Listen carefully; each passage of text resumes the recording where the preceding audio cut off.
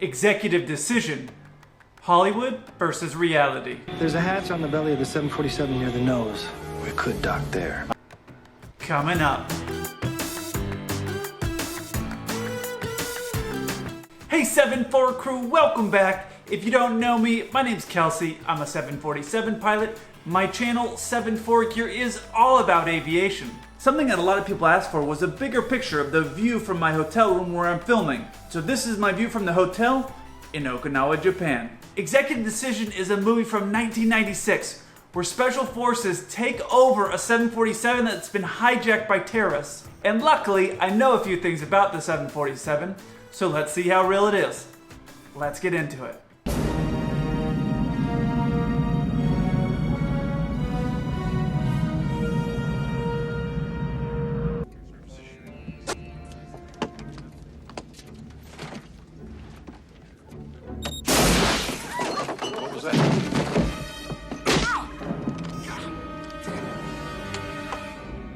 Maintain your course, Captain. Jesus Christ. Reduce your airspeed as indicated. Careful. I am a pilot. Okay, the first thing that I noticed, as soon as he got onto the flight deck, he started touching some buttons that really had nothing to do with anything that he would actually want to be touching. For example, he's touching the interphone switch, which is just a way to communicate between the bunks or for us to communicate downstairs. I'm not really sure which one he was touching, but it has nothing to do with anything. And then he starts touching one of the switches between the pilots on this center pedestal that allows the pilots to have a hot mic to communicate to each other. So there's really nothing that he's touching that's going to be helping him take over the plane. Then he says, reduce your airspeed as indicated. Now, he hasn't adjusted the airspeed or anything on the aircraft, so he's basically saying something that doesn't make any sense. If he had adjusted something or said maintain this speed, that would make sense. But reduce your speed as indicated makes no sense because he hasn't changed anything, so there's no new speed to maintain. They have literally just given him some aviation words and he just shoved them all together. But the most Hollywood part of this scene is actually the fact that the pilots are still wearing their shoulder harnesses. That is something that comes off within a couple of minutes of getting in the air. You're obviously required to wear it for takeoff and landing, but there's no reason that up into the cruise portion of the flight that you would have those on. They're not very comfortable. It's harder to reach and move things around in the flight deck, so those are something that are going to come off right away. However, there is something that's very realistic about this scene. As soon as the terrorist comes into the cockpit, he announces that he's a pilot. If you know a pilot, you know that within 30 seconds, just about every pilot is going to let people know that you're a pilot. Why do we need to tell everybody that? I don't know, but it's just something that we have to get out of our mouth. So that part is very accurate. All right, let's get back to Executive Decision.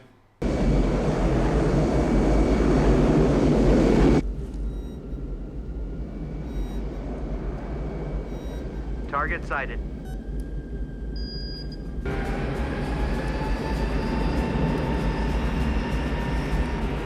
Climbing to flight level 385. Activating Doppler imaging system. 350. We're entering heavy turbulence, Mr. Cahill. Just be about 8 to 10 seconds of this, Colonel. We're entering the slipstream. In a moment, it'll settle.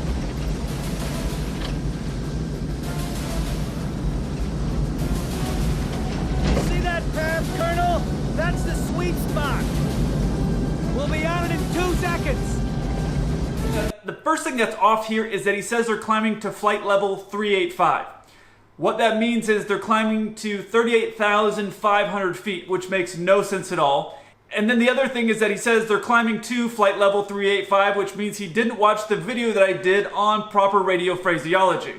Commercial aircraft fly at the full flight level, meaning we'd fly at 37,000 feet or 38,000 feet, but we don't fly at 38,000 feet 500, which would be flight level 385. That's not something that we do. So that doesn't make very much sense. The other thing that's very Hollywood in this scene is that he's turning on this Doppler radar thing, which I thought weathermen used to see when the storms were coming, but apparently you can use it to see turbulence. And then when he turns that on, you see all these lines coming off the engines. Now, the engines do produce turbulence, obviously, because they're blowing air out the back of them, but the majority of turbulence that you see from an aircraft is created actually from the wings, from the lift from the wings. So you don't really see a lot of turbulence coming from that. So I'm assuming this Doppler imaging system is used to detect turbulence, but the turbulence isn't really showing that it's coming from the wings, so that's not very accurate either. Alright, let's get back to the movie. Switching to dorsal camera system. Call the approach, Mr. Cahill. Steady. You're right on it. You're right on it. Hold it. Right there. Lock. Activate. Roger.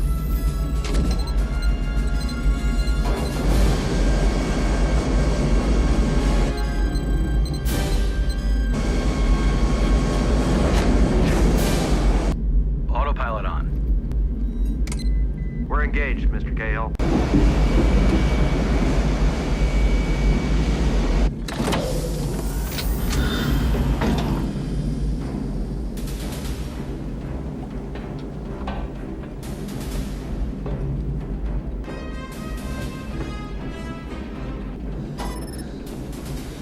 We got a stable vacuum. I'm opening the outer hatch. So something that's off here is that, one, the pilot is hand flying the aircraft until he gets attached to the 747, and then he turns the autopilot on. But he doesn't necessarily know what the other pilots are doing. So that doesn't really make a lot of sense, one. Second, I don't understand why they didn't just come underneath 1,000 or 2,000 feet below the 747 and then fly directly up into it. They could have avoided all that turbulence. And something else that just occurred to me is that the fighter pilot is actually wearing an oxygen mask. Now, the people in the back don't have an oxygen mask on, so it doesn't really make sense why he's wearing that. I've never worn one. They don't seem particularly comfortable. But if you could breathe air just that's into the cabin of the aircraft, I would typically think that's what you would do. Okay, let's get back to the movie.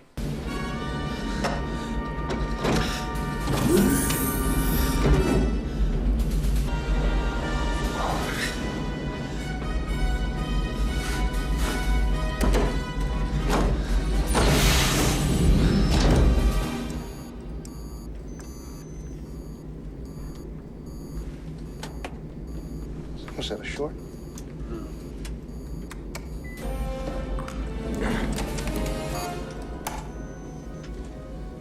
Yeah.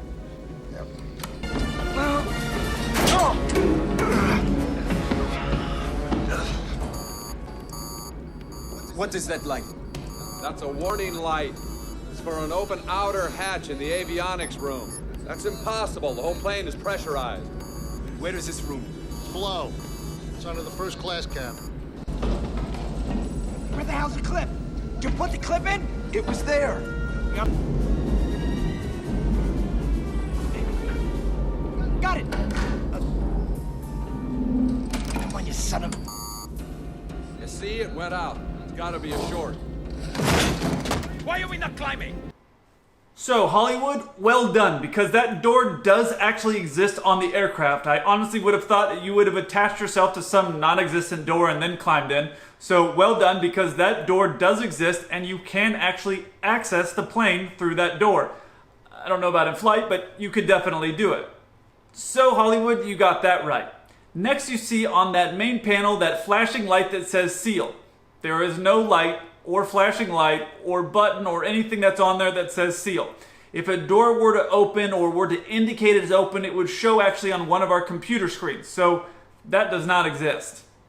Next, you see the pilots looking on the overhead panel when this seal light is going off. On the captain's side, you have a bunch of stuff like the hydraulics or external power sources, things like that. And then on the first officer's side, you might have things like pressurization and things for the air conditioning, for the temperature control throughout the aircraft, but there is nothing in there that has anything to do with resetting a door or anything like that. So the fact they're looking at that overhead panel makes no sense at all. And finally, that main terrorist who kicks in the door in the last minute and says, "Why aren't we climbing?"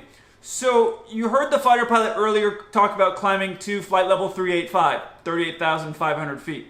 Now on that dash you saw it said 3,900 feet. So I'm guessing they meant 39,000 feet, but okay. I'm assuming that the aircraft is at 39,000 feet.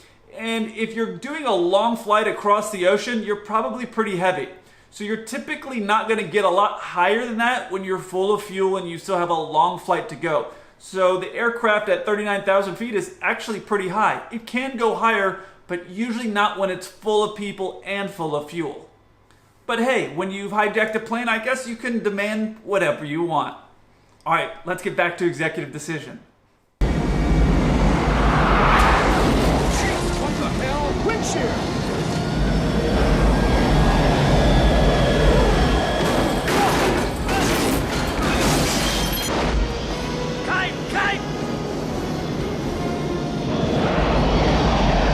Why is she so goddamn heavy?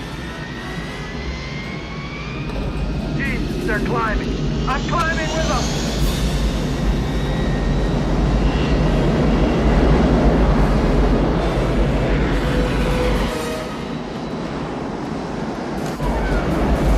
There's too much stress on the sleeve. Listen to me! Listen to me! Someone has got to close the hatch now or we're all gonna die! Do it now! We're losing pressure. Colonel! We're not gonna make it! You are...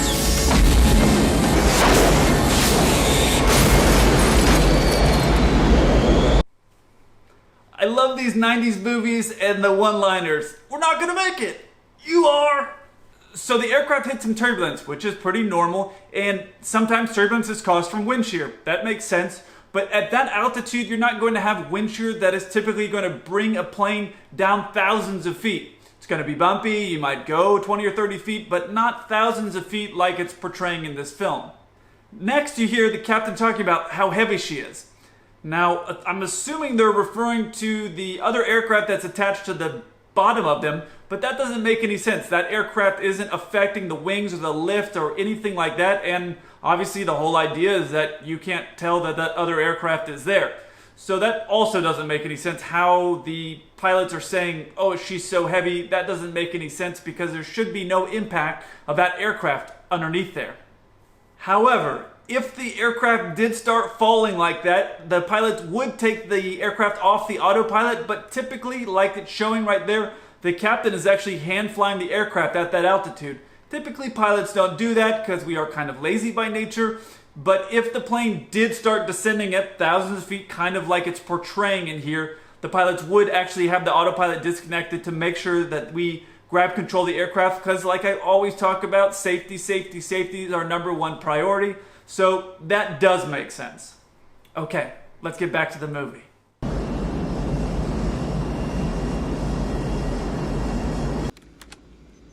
Well, I'm gonna have to check the equipment in the avionics room.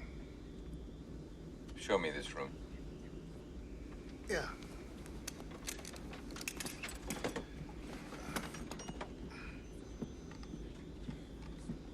Can I get you to move over here, please? Move. Sorry about that.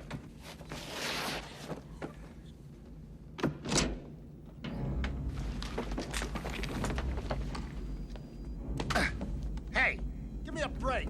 If you want to go down there, you go ahead. Quiet.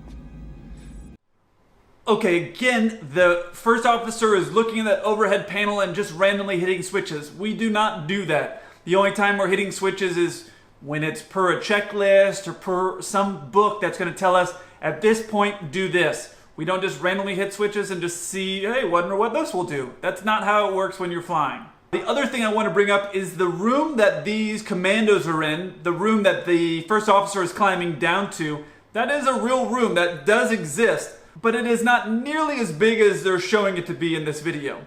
This is a picture that I took a while back looking down into that area. As you can see, it's not nearly as big as they're showing here, but it does exist.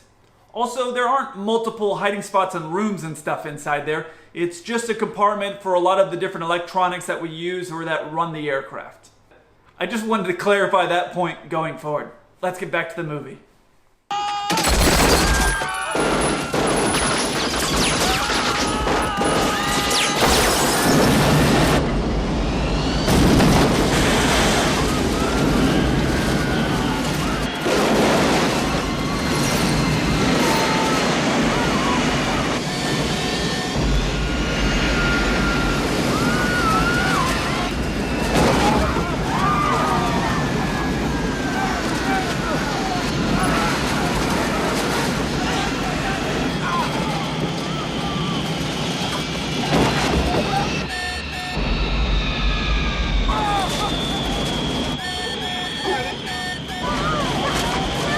There's a lot that's going on in this scene. First, you have a question I'm often asked about guns shooting in the plane. What would happen in that scenario? Now, if you shot one bullet into a plane and it were to go out the wall of the plane, called the hull, that would probably not break apart the plane. Planes leak in air. We're always pumping pressurization into the aircraft. So would one bullet rip apart a plane? No. Would multiple bullets in a strategic spot rip apart a plane? Yeah, probably they would. What would be the spot of that plane? I have literally no idea. I'm a pilot. I'm not an engineer. I'm definitely not that smart. But yes, a bunch of bullets in the right spot could cause the hull to fail, so that is possible. They got some things right in this scene. For example, the oxygen mask would fall because the pressurization of the plane would go up very high. One of the things they did kind of miss here is the plane would actually get misty with water vapors, but I explained that more in detail in that Hollywood versus Reality on the Castaway movie. Another thing that kind of caught my eye is just the amount of napkins that seem to be blowing around. I guess the flight attendants have been passing out napkins like they're going out of style, and they haven't been walking through the aisles doing the pickups, even though I know flight attendants walk through the aisles a ton with the bag to collect trash. But I know sometimes people like to hoard their trash and they just leave it on their trays. But yeah, you see napkins flying around everywhere. It's just something that caught my attention. Now, something that is a little bit Hollywood of this scene is that you see people actually falling backwards. What would happen in the scenarios, the pilots would pull the power back all the way and put it into a fixed speed descent and get down to 10 to 14,000 feet as quickly as possible. And there's a few reasons for that, but essentially what we want is to get people at an altitude that regardless of whether they put their oxygen masks on or not, they would be able to breathe. And that is going to be between 10 and 14,000 feet, depending on where you're at in the world and if you're over the ocean or over mountains or things like that. People wouldn't be falling backwards, they'd be falling forwards because the pilots would go into a very steep descent. They'd put their oxygen masks on first and then just start that descent going downhill as fast as possible. Again, that's something I talked about a lot in that Castaway Hollywood versus Reality. Okay, let's get back to the movie.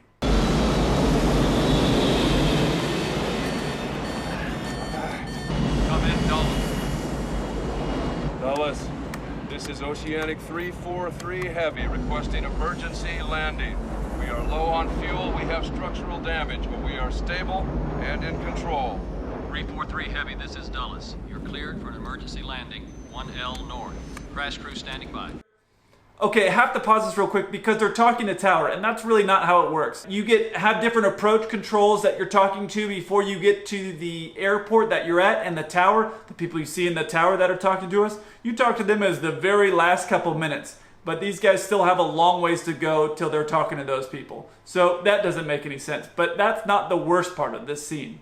He clears him to land on 1L North.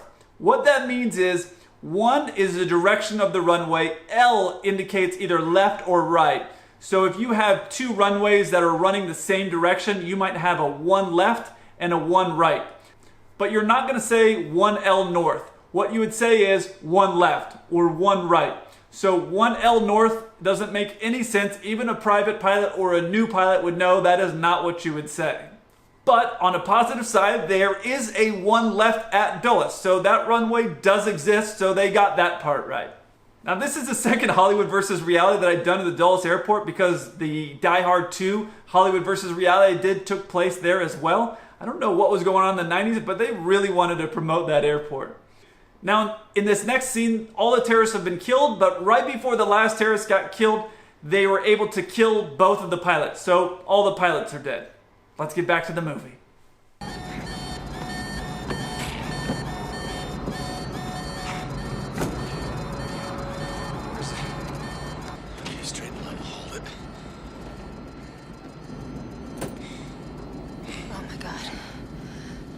Are you a pilot? You gotta help me here. I've had a few lessons, but never really solid. Okay, all right. We're probably lined up for landing. There it is. There's the airport. Right out there, see it? Okay, I got it. All right. All right, pilot's operating handbook. That's what I need. Right over there, probably. Pilot's operating Okay, handbook. I don't see it. I don't see it. What does it look like? Something that says flight manual. Flight manual. Right back there. Flight Right in the manual. back. Flight manual. Okay, I got it. Quick. Flight manual. Okay. What should I look for? The normal procedures, landing approach speeds. Speeds. Okay, here it is. I got it. What does it say for final approach speeds? Final approach speeds. Okay. Over 600,000 pounds, 150 knots. Under 400,000 pounds, 120 knots. Split at 140 knots. All right. We're doing 220 knots. Reduce power. Nose down.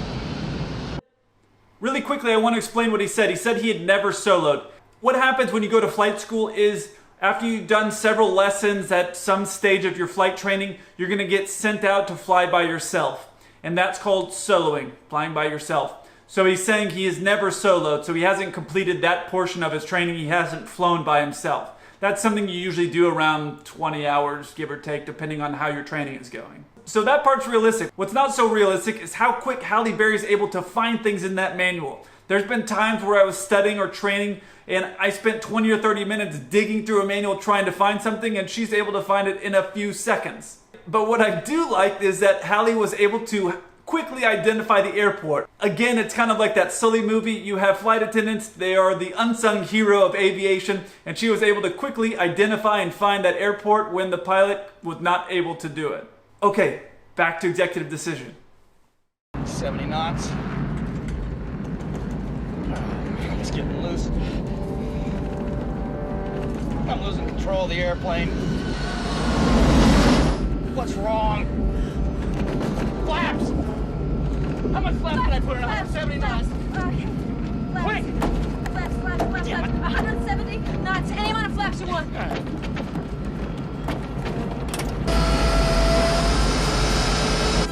There. 160. There we go. 150. 140. 130. Oh. What the hell? I'm gonna stall. I'm stalling. Power up. 140. 150 knots. There we go. Wait a minute. Landing gear. Okay. All right, here we go. We're gonna land. Oh man, we're long. What the hell? Oh, he's way too high. Come on, go. I missed it. I'm over. If you don't know what a flap is, it's something that comes out the back of the wing. It allows the aircraft to fly at a slower speed. So we use it for takeoff so we can get off the runway in a shorter distance, and we use it for landing so we're able to land at a slower speed, and it makes it so we need to use less runway so we can stop. That's essentially what a flap is. We need it for takeoff and we need it for landing. Again, I was impressed with how quick Halle was able to find that in the manuals. Those things are massive. Then he's saying he's stalling. What stalling means is when there's not enough airflow going over the wings, it's not going to produce enough lift. So if there's not enough airflow, the plane will actually fall out of the sky. Makes sense, but I want to explain that because he says they're stalling. I want to explain what that means. And finally, I love how the firemen are critiquing a guy who has probably 20 flight hours flying a plane he's never flying, and they're like, what are you doing? You know, if you've never flown a plane before, you're gonna kind of suck, and if you only have 20 flight hours and you're flying a 747 by yourself, the fact that you're keeping in the air, it's a pretty good job. Okay, final scene. Power up. I'll climb. Come on. All right. Now what the hell do I do? You're gonna have to turn around for another approach. I can't handle the airplane. I can't turn around. Yes, you can. Frederick Field's got to be ahead. It's my airport. I know where I am. I can do this. All right. Line it up for 2-6. There it is. All right. Now, reduce power.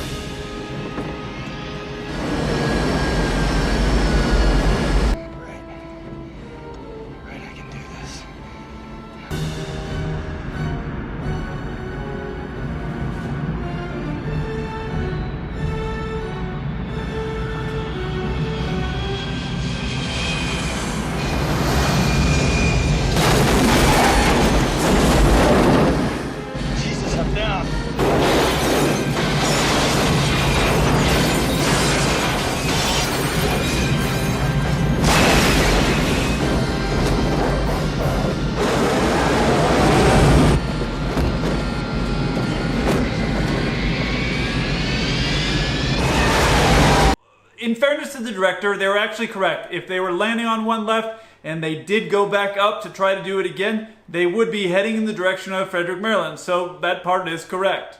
However, what doesn't really make sense, like Hallie was telling him he has to come back in and try again, he's saying he can't turn, but he obviously has to turn if he's going to land on a different runway at a different airport. He's going to have to turn in that direction because he's going to land in a different direction on runway 26.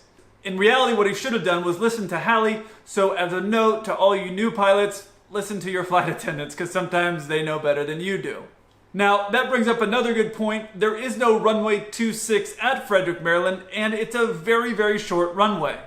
The runway there is about 5,000 feet, and the runway that he was trying to land on at Dulles is about 9,000 feet. So it's essentially half the size. And if you can't hit a 9,000 foot runway, I'm not sure why you'd be aiming for a 5,000 foot runway, and it's obviously a lot more narrow. Like a lot of things in aviation, it comes down to decision making. This would definitely be a bad decision. However, you do have to give him credit for using the entire runway, including the fence and the landing lights, which don't even really classify as part of the landing runway. But I don't think it's really necessary to announce that you're down when you're smashing through everything. Everybody in the back, they pretty much know that you're on the ground.